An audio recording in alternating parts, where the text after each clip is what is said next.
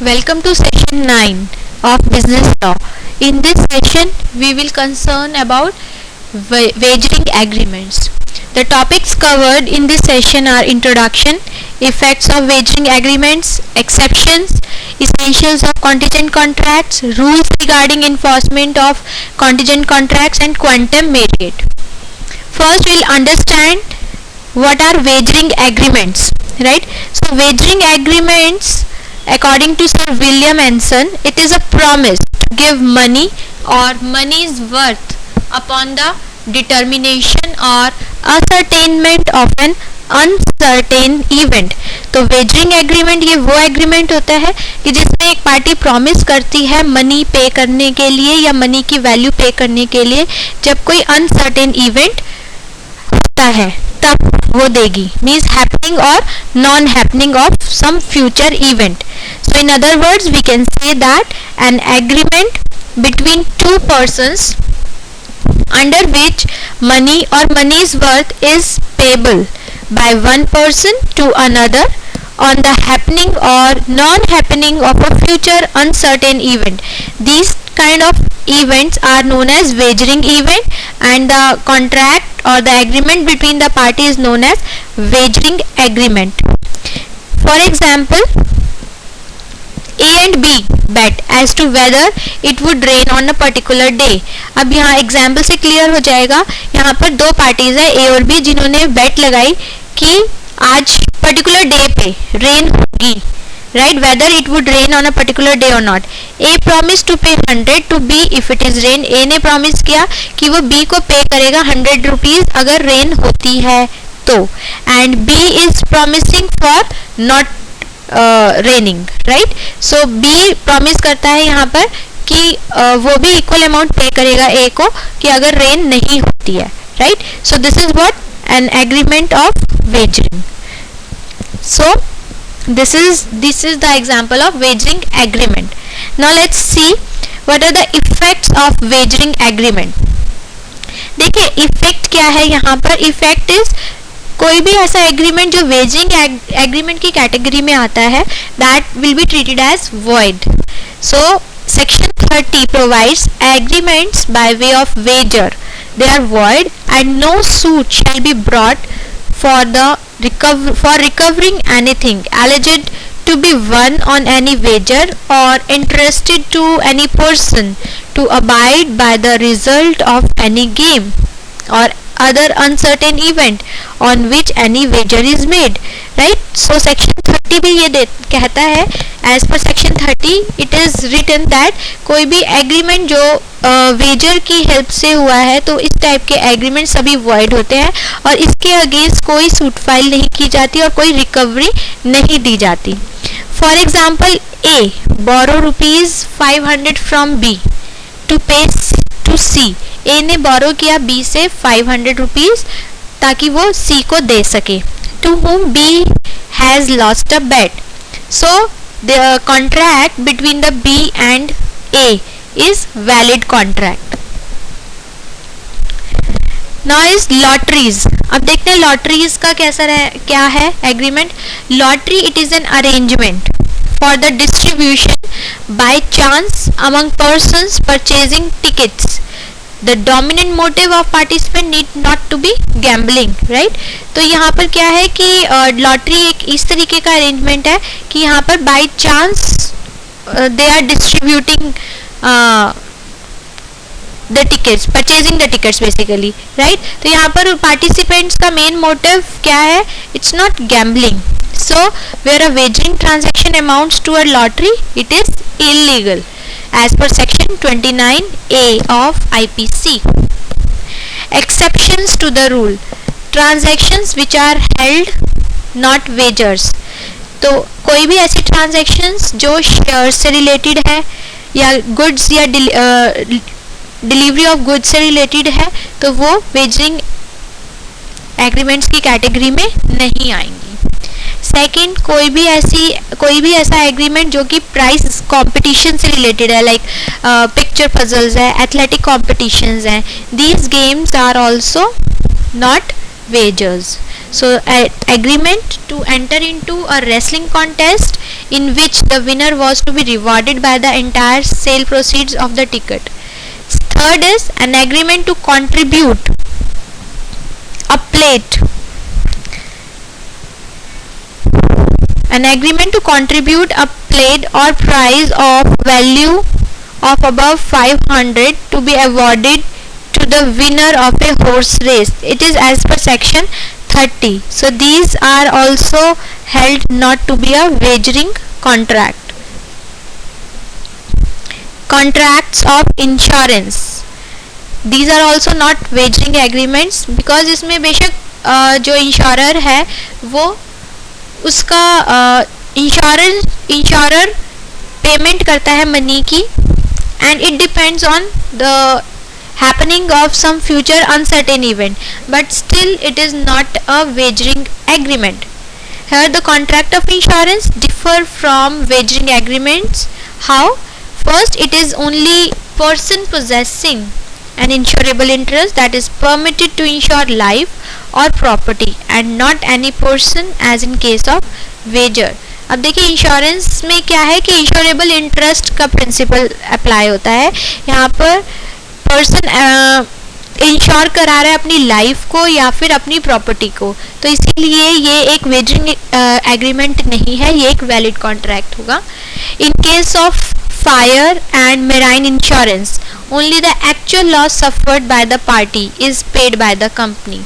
Fire और marine insurance के case में भी जो भी फायर की वजह से या फिर सी की वजह से जो भी लॉस होता है गुड्स को, तो वही लॉस फुलफिल करती है इंश्योरेंस कंपनी, वही लॉस पे किया जाता है पार्टी को.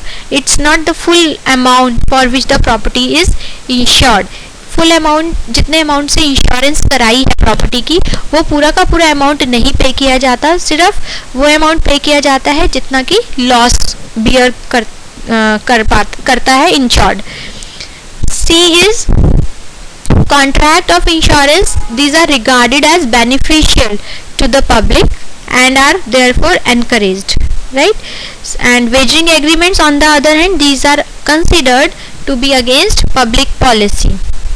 तो ये जो इंश्योरेंस कॉन्ट्रैक्ट्स होते हैं these are beneficial to the public and these are also encouraged, right?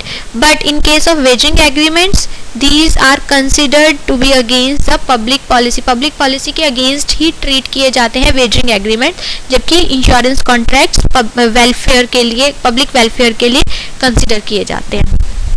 Now we will discuss about contingent contracts.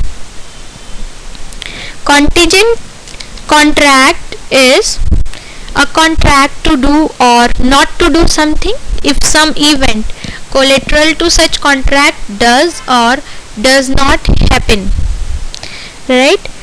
So these kind of contracts are contingent contract. For example, a contract to pay B ₹10,000. A contract करता है B के साथ कि वो 10,000 रुपये देगा अगर if बीज हाउस इज बर्न, अगर बी का हाउस जल जाता है तब. तो ये किस टाइप का कॉन्ट्रैक्ट हो गया? Contingent contract. Next is essentials of a contingent contract. First essential element is the performance of contingent contract is made dependent upon the happening or non-happening of some event. तो सबसे पहला essential element है contingent contract के case में कि event happen होता है या नहीं होता है, ये performance of the contract it depends on this. Second is the event on which performance is made. To depend is an event collateral to the contract, that is it does not form the part of the reciprocal promises which constitute the contract. That means कि जो भी event हो रहा है, event on which performance is made is to depend, right? It is an event which is collateral to the contract. We can see the example. We can do this with the help of example. First is A agrees to deliver 100 bags of wheat and B agrees to pay the price only afterwards. The contract is conditional contract. And not the contingent contract, right. तो इस case में क्या है कि ए agree करता है कि वो 100 बैग्स डिलीवर करेगा वीट के, और बी क्या है, ही अग्रीज टू पे, बट वो क्या कहता है प्राइस वो लेटर ऑन देगा। तो ये किस टाइप का कॉन्ट्रैक्ट है, कंडीशनल कॉन्ट्रैक्ट है, नॉट ए कंटीजेंट कॉन्ट्रैक्ट। क्यों, क्योंकि here the event on which these obligation is made to depend is a part of the promise, क्योंकि जो भी उसने अपनी कंडीशन रखी है यहाँ पर, मीन्स उसका जो ऑब्लिगेशन डिपेंडेंट है वो किसके ऊपर है, it is a part of promise itself, right? ये उसने प्रॉमिस किया है, it is not a collateral event. Second is A promises to pay rupees 10,000 if he marries C, so it is not a contingent contract. So contingent event should not be the mere will of the promiser. Next are the rules for contingent contracts. First rule is contingent contracts contingent upon the happening of a future uncertain event cannot be enforced by law unless and until that event has happened, and if the event becomes impossible, such contracts become void, right? तो इस type के event, कोई भी ऐसा contract जो कि dependent है happening और non happening of the event, तो ये जब तक हैपन नहीं होता फ्यूचर अनसर्टेन इवेंट, तब तक वो एनफोर्सेबल नहीं होगा under law. And if the event becomes impossible, event he impossible है, तो इस टाइप के कॉन्ट्रैक्ट वॉइड होंगे। For example, A makes a contract with B to buy B's horse. A कहता है B को कि वो B का horse buy कर लेगा if A survives C. So this contract cannot be enforced by law unless until C dies in A's lifetime. Next is A makes a contract with B to sell a horse to B at a specified price, right. A contract कर रहा है B से कि वो अपना horse cell करेगा किसी भी स्पेसिफाइड प्राइस पे, if C to whom the horse has been offered refuses to buy him. तो कॉन्ट्रैक्ट क्या होगा, it cannot be enforced by law unless until C refuses to buy the horse. जब तक सी refuse नहीं करेगा तब तक वो नहीं सेल कर सकता बी को। Again one example is given, a contract to pay B a sum of money when B marries C. Here C dies without being married to B. Again the contract becomes void because here C died.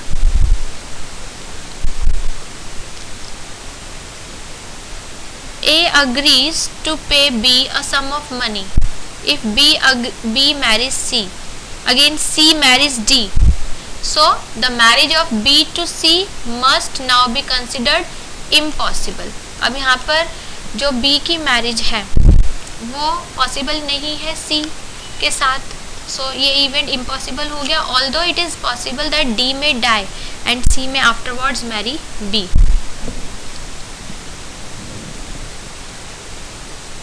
Next is contracts contingent upon the happening of a specified uncertain event within a fixed time become void at the expiration of the time fixed. Such event has not happened, or if before the time fixed, such event become impossible. Similarly, contracts contingent upon the happening of a specified uncertain event. कुछ ऐसे contracts जो कि uncertain event के ऊपर dependent है, मतलब जब वो हैपन होंगे तभी वो होंगे with in a specified time period, they become void. अगर उनका टाइम एक्सपायर हो जाता है तो भी वो वॉइड हो जाते हैं, राइट। फॉर एग्जाम्पल यहाँ पर है, ए ने प्रॉमिस किया बी से to pay a sum of money if a certain ship returns within a year. एक साल के अंदर अंदर ही अगर कोई शिप आ जाता है तो वो सम ऑफ मनी पे करेगा। द कॉन्ट्रैक्ट में B enforced if the ship returns, अगर 1 साल के अंदर अंदर ही शिप आ जाता है तो कॉन्ट्रैक्ट एनफोर्सेबल होगा, and otherwise it becomes void if ship is burned with in a year. Next is contracts contingent upon the non-happening of a specified event within a fixed time may be enforced by law when the time fixed has expired and such event has not happened, or before the time expired if it becomes certain that such event will not happen. Right?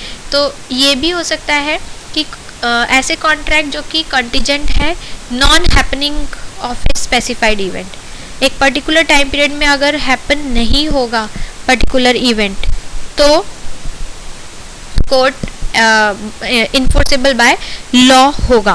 Right? For example, A promises to pay B a sum of money if a certain ship does not return within a year. 1 साल के अंदर अंदर ship वापस नहीं आया तब ए इस बात के लिए प्रॉमिस करता है कि वो a certain sum of money पे करेगा बी को. द कॉन्ट्रैक्ट में भी इन्फोर्स, तभी ये इन्फोर्स होगा जब ये शिप 1 साल के अंदर अंदर वापस नहीं आता. That means if it is burn within a year then A will make his promise to pay a sum of money to B. Next is contingent agreements to do or not to do anything if an impossible event happens are void whether the impossibility of the event is known or not to the parties to the agreement at the time when it is made. Right? तो यहाँ पर क्या है कि agreements जो कि contingent है किसी impossible event के लिए, right? अगर impossible event happen होगा तो ये void treat किए जाएंगे.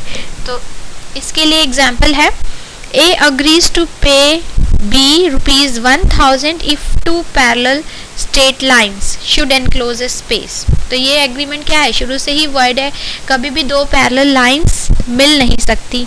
राइट? और ये अग्री कर रहे हैं कि जब 2 पैरेलल लाइंस स्ट्रेट लाइंस मिल जाएंगे आपस में तो he will pay. तो this is what this agreement is void. Second is A agrees to pay B rupees 1000 if B will marry A's daughter. अगर B A की बेटी से शादी कर लेता है C से तो A B को 1000 रुपीज़ देगा. But C was dead at the time of agreement. So again this agreement is void. Now we will discuss quasi contracts. Right? अब quasi contracts क्या होते हैं? Basically quasi contracts, a quasi contract is not a contract because one or the other essentials for the formation of the contract are what? Absent. Right? तो ये एक obligation होती है which is imposed by law upon the person for the benefit of another even in the absence of the contract. Right? तो ये एक ऐसा contract है जो प्रिंसिपल ऑफ इक्विटी पर बेस्ड होता है. So quasi contracts are so called because the obligations associated with such transactions could neither be referred as tortious nor contractual but are still recognized as enforceable like contracts in courts. Right? तो ये contract जो है these contracts are enforceable by law. This is the definition given by Dr. Jenks. Quasi contract is a situation in which law imposes upon one person on grounds of natural justice an obligation similar to that which arise from a true contract although no contract express or implied has in fact been entered into by them. तो doctor जेंक्स ने भी यही बताया कि quasi contracts इस type के contracts होते हैं जो कि लॉ इम्पोज करता है but they does not arise from any agreement. Right? So here the duty of party and not it is the duty of the party not the promise of any party is the basis of such contract. Right? So this is what we call quasi contract. We can have the example for quasi contract. Here X supplies goods to his customer Y who receives and consumes them. Right, X ने कुछ goods supply की अपने customer Y को, जो कि receive करता है और कंज्यूम कर लेता है.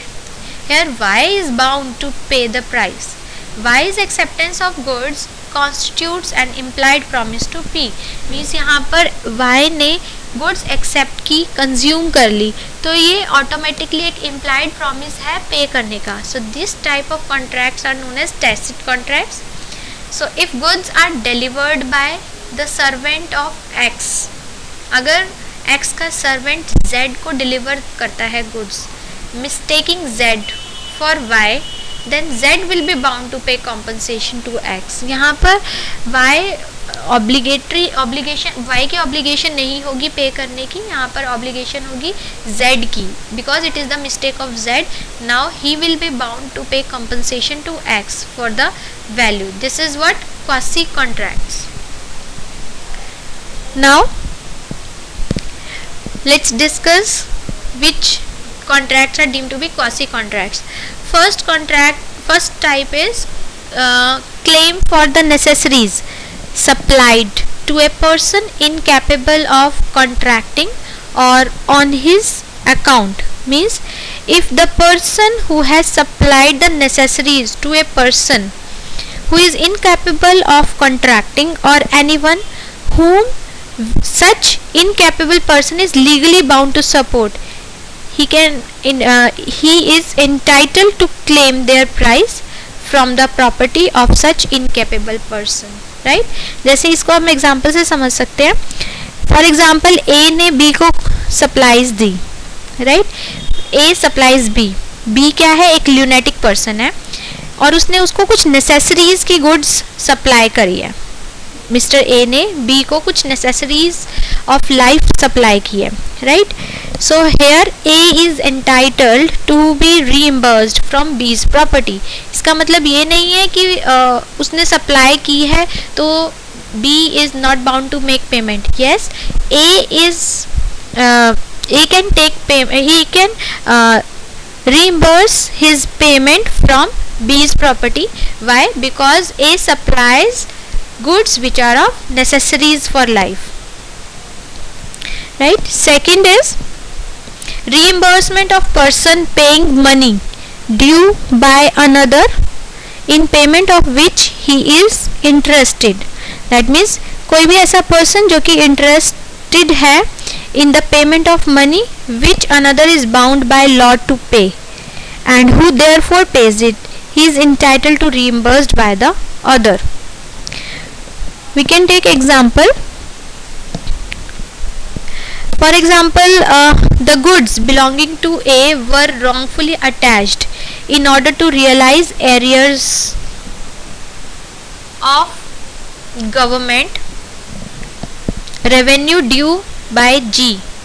Right? क्या है कि A के पास कुछ goods हैं, मीन्स goods हैं कुछ जो कि A से belong करती है. They were wrongfully attached in order to realize arrears of government revenue due by G. अब क्या है यहाँ पर A paid the amount to save the goods from sale. It was held that A was entitled to recover the amount from G. Right? Next is obligation of a person enjoying benefits of non-gratuitous act. Means यहाँ पर क्या है, कोई भी ऐसा right जो कि such right to recover arise non gratuitously कोई एक्ट किया गया है, तो here it is the obligation of a person who is enjoying the benefits. Where a person lawfully does anything for another person or delivers anything to him, not intending to do so gratuitously, and such other person enjoys the benefit thereof. The latter, जिसने enjoy किया है, वो person जो होगा, he is bound to make compensation to the former in respect of or to restore the things so done or delivered. For example, like person A है जो कि एक tradesman है. He leaves goods at B's house by mistake. गलती से वो B के घर goods छोड़ गया. And B treats those goods as his own. So it was held that he is bound to pay A for them. क्योंकि यहाँ पर उसने goods थी वो A की, लेकिन उसको वो पर्सनल गुड्स की तरह ट्रीट किया उसने और कंज्यूम कर लिया. तो इसका यहाँ पर मतलब ये है कि B, इसका मतलब ये नहीं है कि B पेमेंट नहीं करेगा. B he will make the payment to A for consuming those goods. Next is the responsibility of finder of goods. Ordinarily speaking, a person is not bound to take care of goods belonging to another left on the road or other public place by accident or inadvertence, but if he takes them into his custody, an agreement is implied by law. For example, X, a guest, found a diamond ring at a birthday party of Y. Y की birthday party पर X को एक diamond ring मिली. And X told Y and other guest about it. उसने सबको बताया. He has performed his duty to find the owner. If he is not able to find the owner, he can retain the ring as bailey. तो यहाँ पर क्या है कि find जो जिस पर्सन को ये गुड्स मिली है उसने फाइंड किया उसके ओनर को, लेकिन वो नहीं मिला, तब तक वो गुड्स अपने पास रख सकता है. Next is the liability of a person to whom money is paid or thing delivered by mistake or under coercion. Means a person to whom money has been paid or anything delivered by mistake or under coercion must repay. उसको repay करना पड़ेगा और goods return करनी पड़ेगी. For example, A और B they jointly owe ₹100 to C. दोनों को ही C के पैसे देने थे, 100 रुपीज़ देने थे. A ने अकेले ही पे कर दिया C को, and B not knowing this fact pays 100 over again to C. Right? B को मालूम नहीं था कि A ने पेमेंट कर दी C की. यहाँ पर B ने दोबारा से 100 रुपीज़ C को दे दिए. तो यहाँ पर C he is bound to repay the amount to B. Next we will cover quantum merit phrase. Right? Quantum merit is as much as merited or as much as earned. The general rule of law is that unless a person has performed his obligation, जब तक वो अपनी obligation full perform नहीं करता, he cannot claim the performance from other. तो दूसरे से वो उसका right नहीं है कि वो दूसरे से claim कर सके. जब तक उसने अपनी ही परफॉर्मेंस परफॉर्म नहीं की तो वो दूसरे को भी क्लेम नहीं कर सकता. The claim on quantum merit arise in the following cases. First is when a contract is discovered to be unenforceable. That means when an agreement is discovered to be void. अगर कोई ऐसा agreement जो कि discover किया गया है void है या फिर void हो सकता है. Any person who has received any advantage under such agreement or contract is bound to restore it or to make compensation. तो इसके लिए उसको compensation देना पड़ेगा for it to the person from whom he received it. For example, A pays ₹1,000 in consideration of B's promising to marry C. A ने B को पे किया 1000, किसके बदले दे रहा है वो? In consideration of B's promising to marry C. Right? यहाँ पर A's daughter है, A's daughter C जो है वो she is died at the time of promise. C is dead at the time of promise. Here the agreement is void, but B must repay A 1000 rupees.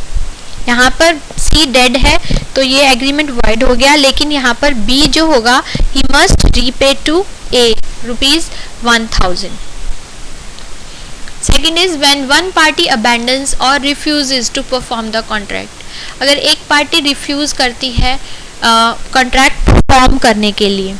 So here where there is a breach of contract, the aggrieved party is entitled to claim reasonable compensation for what he has done under the contract. तो यहाँ पे वो compensation, reasonable compensation claim कर सकती है party. For example, business law including company law, C, an owner of magazine engaged P to write a book to be published by installments in his magazine. But after a few installments were published, the magazine was abandoned, right? Next is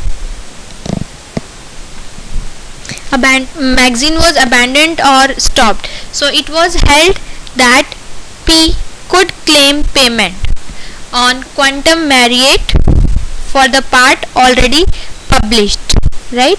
जो पहले ही published हो चुका है उसके लिए वो claim कर सकता है. P. Next is when a contract is divisible. That means when a contract is divisible and the party not in default has enjoyed the benefit of the part performance, the party in default may sue on the quantum Marriott, right? Here also the party at default may sue on the basis of quantum Marriott if contract is divisible and if the party not at default has enjoyed the benefits.